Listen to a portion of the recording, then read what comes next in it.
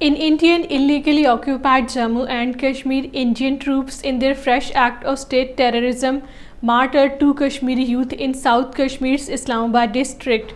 The youth were martyred by Indian troops and paramilitary forces during a cordon and search operation in Tengpowa area of the district. The operation was going on till last reports came in.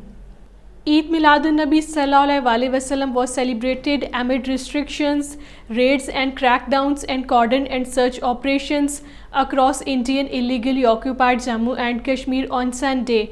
However, devotees somehow managed to reach at some shrines and masjid, including Hazrat Bal Shrine in Srinagar, where they offered special prayers and had glimpse of the holy relic of the Prophet Muhammad Sallallahu Alaihi Wasallam.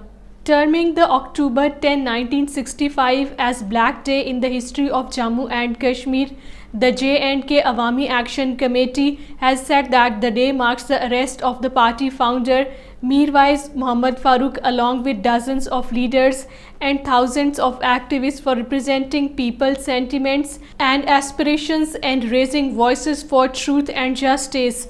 Mirwaiz Farooq was arrested and jailed for almost 3 years without any trial. However, no function could be organized due to the continued illegal house detention of the party chairman Mirwaiz Muhammad Farooq. A 27-year-old Muslim social media activist, Muhammad Azim, was tortured to death in a jail in New Delhi. Muhammad Azim was arrested by Indian Dreaded Investigation Agency in March 2021 under the Black Law Unlawful Activities Prevention Act in Delhi. Amin was arrested on his views on social media against Indian Hindutva terrorism and injustice facing minorities, mostly Muslims in India.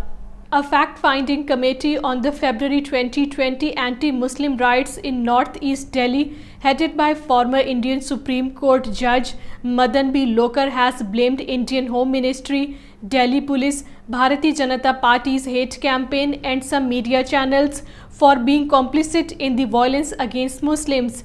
The 5-member committee concluded that the Union Home Ministry's careless response, Delhi Police blatant complicity in the violence, a divisive media narrative and Bharatiya Janata Party's hate campaign against Muslims who had been protesting against the controversial Citizen Amendment Act for over 2 months are collectively responsible for Delhi's communal riots.